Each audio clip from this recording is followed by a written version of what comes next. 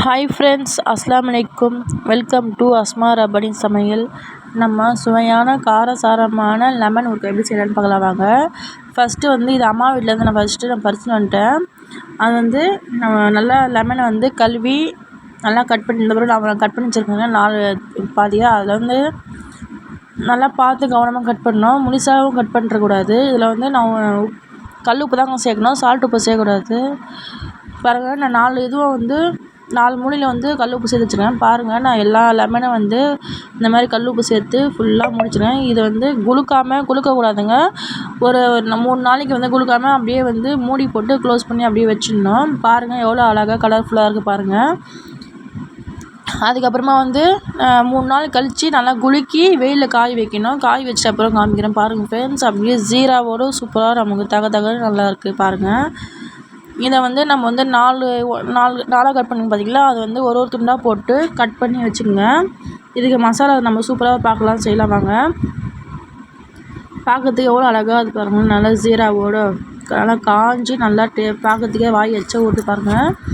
Next நான் ஒரு பக்கெட்டில் தான் செஞ்சு வச்சுருக்கேன் லெமன் ஊறுகாய். அது தாளிக்க வெந்தயம் போடுங்க. வெந்தயம் சிம்மில் வச்சே நல்லா தீயக்கூடாது, பொன்னிறமாக ஃப்ரை பண்ணுங்கள். அதுக்கப்புறம் அது தட்டில் மாற்றிக்கிட்டு நெக்ஸ்ட்டு காஞ்ச மிளகா. வெயில் இருக்கவங்க நல்லா காய வச்சிடும், வறுக்க தேவையில்லை. வறுத்தா கலர் மாறிடும்.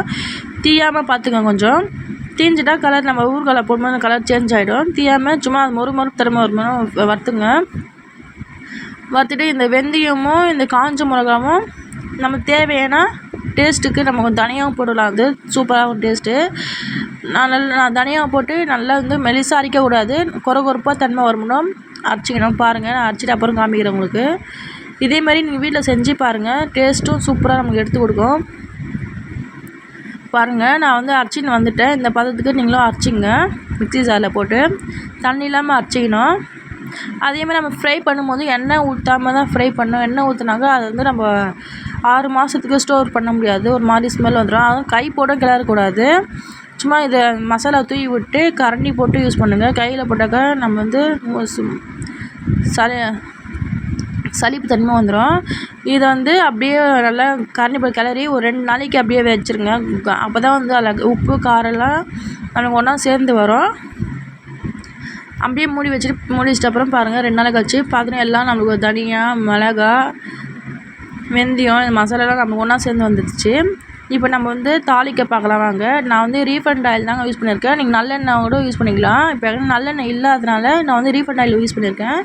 நான் 1/2 கிலோ எண்ணெய் விட்டுருக்கேன் இதில் பேனில். இது லோ ஃப்ளேம்லேயே வச்சு செய்யுங்க. நம்ம கடுகு பொரிஞ்சிட்ட அப்புறம் லோ ஃப்ளேம் வச்சுக்கோங்க. அது முன்னே ஹை ஃப்ளேம்லேயே வைங்க. நான் ஒரு 3 ஸ்பூன் கடுகு போட்டுக்கினேன். அது பொரிஞ்சோடனே கடுகு பொரிஞ்சோடனே லோ ஃப்ளேமில் வச்சுட்டு நம்ம லெமனில் மசாலா பொடிச்சிருக்கீங்களா, அது அப்படியே சிம்லேயே வச்சு போடுங்க. அதில் மஞ்சாத்தூள், ரொம்ப கலருக்காக போடுங்க, லைட்டாக மஞ்சாத்தூள், எல்ச்சி, பெருங்காயம் பவுட்ரு, கறிவேப்பிலை, இதெல்லாம் போட்டு லோ ஃப்ளேம்லேயே வச்சு நல்லா அடி பிடிக்காமல் வரும்போது நல்லா ஃப்ரை பண்ணுங்க. அதான் நல்லா கிண்டி விடுங்க. பார்க்குறதுக்கே கலர்ஃபுல்லாக டேஸ்ட்டாக நமக்கு வரும். நான் இன்ஸ்டாகிராமில் ரப்பு அஸ்மான் யூஸ் பண்ணியிருக்கேன். யூடியூப் சேனல்லையும் அஸ்மா ரப்பானி சமையல் போட்டிருக்கேன். இந்த வீடியோ உங்களுக்கு பிடிச்சிருந்தா லைக் பண்ணுங்கள், ஷேர் பண்ணுங்கள், கமெண்ட் பண்ணுங்கள், சப்ஸ்கிரைப் பண்ணுங்கள். மறக்காமல் பக்கத்தில் இருக்கிற பெல் பட்டனை கிளிக் பண்ணுங்கள். அப்போ தான் நான் டெய்லி போடுற வீடியோ உங்களுக்கு வரும். எங்களுக்கும் ஹெல்ப்ஃபுல்லாக இருக்கும்.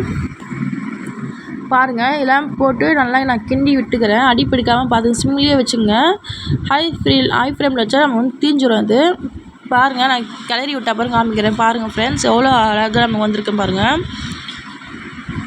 அவ்வளோதாங்க, இது சுவையான லெமன் ஊறுகாய் ரெடி. இதே மாதிரி பசங்க சுட நம்ம செஞ்ச உடனே சுட சாப்பாடு போட்டு பெரட்டி சாப்பிட்டிங்கனாக்கா அவ்வளோ டேஸ்ட்டாக இருக்குங்க. இந்த ஊறுகாய் கர்ப்பிணி பெண்கள்லாம் விருப்பமாக சாப்பிடுவாங்க, டேஸ்ட்டாக இருக்கும். இது நம்ம ஒரு காஞ்ச டப்பாவில் போட்டு ஸ்டோர் பண்ணி ஒரு 6 மாதம் நம்ம வச்சுனா கூட 6 மாதம் 1 வருஷம் கூட இந்த ஊறுகாய் நமக்கு வரும். அது கெட்டு போகாத ஃப்ரிட்ஜில் கூட நம்ம ஸ்டோர் பண்ணிக்கலாம். உங்களுக்கு ஃப்ரிட்ஜில் பிடிக்கலனா கூட நம்ம நார்மல் இதில் கூட சமையல் ரூமில் நம்ம வச்சுக்கலாம். இது பாருங்கள், அவ்வளோதாங்க, நம்ம சுவையான லெமன் ஊறுகாய் ரெடி.